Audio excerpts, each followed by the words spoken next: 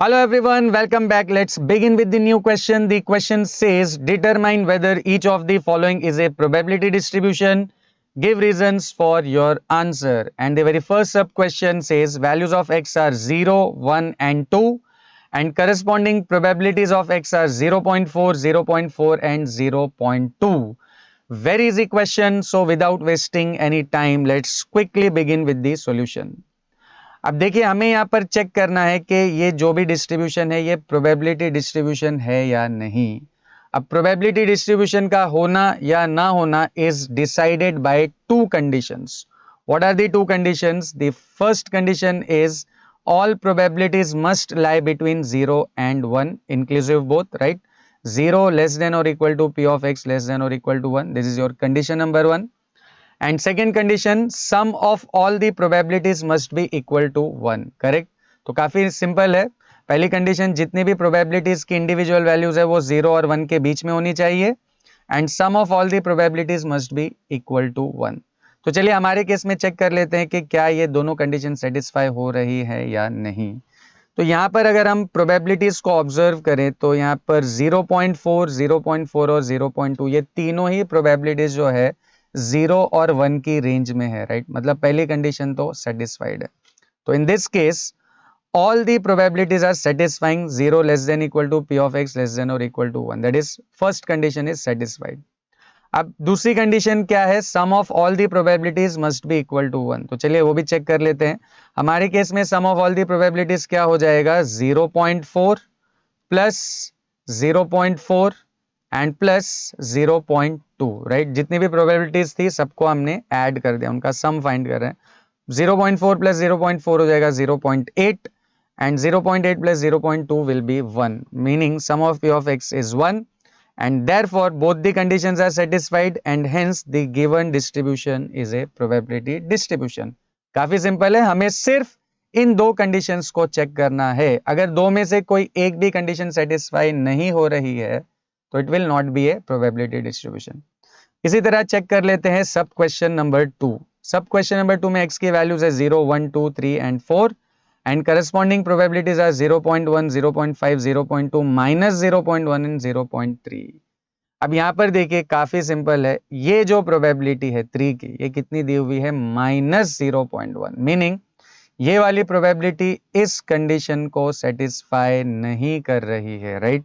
So p of x equal to 3 is how much? -0.1, which is not satisfying this condition and therefore given distribution is not a probability distribution. अब हमें second condition check करने की जरूरत भी नहीं है, पहली कंडीशन जो है वो सेटिस्फाई नहीं हो रही है, राइट? दोनों कंडीशंस का सेटिस्फाई होना कंपलसरी है। So second distribution is not a probability distribution. Similarly let's move on to the third sub question. x की values are 0, 1 and 2 and corresponding probabilities की वैल्यू है 0.1, 0.6 और 0.3।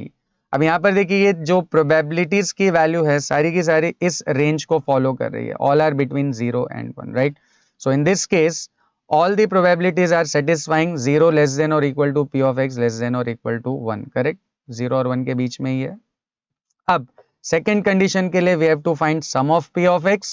So sum of p of x will be 0.1 plus 0.6 and plus 0.3. Now 0.1 plus 0.6 हो जाएगा 0.7 and 0.7 plus 0.3 हो जाएगा 1. तो इसका मतलब sum of p of x is 1. तो यहाँ पर both the conditions are satisfied, therefore given distribution is a probability distribution. Similarly, let's move on to the sub question number 4.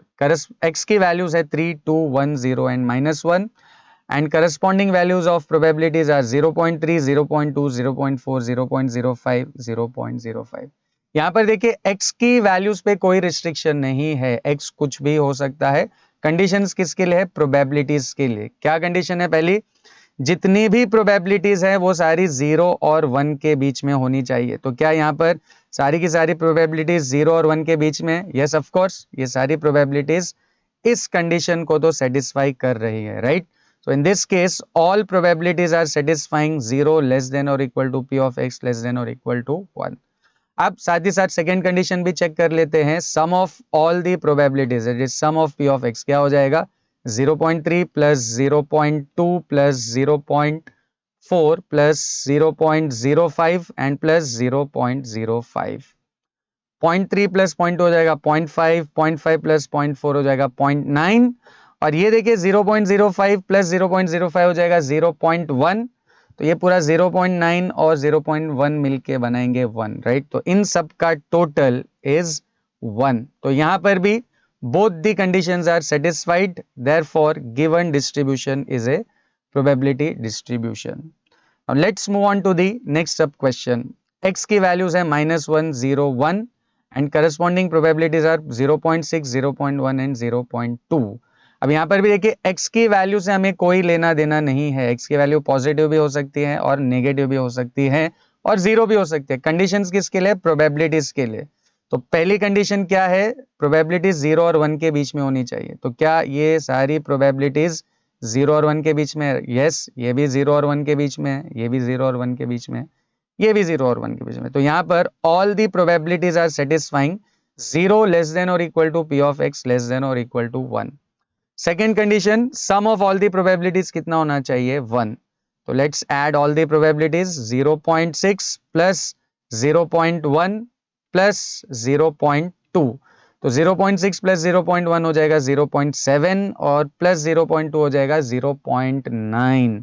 तो यहां पर देखिए sum of all the probabilities जो है वो 1 के बराबर नहीं है. This is not equal to 1. तो क्योंकि दो में से एक कंडीशन सेटिस्फाई नहीं हो रही है, therefore it is not a probability distribution.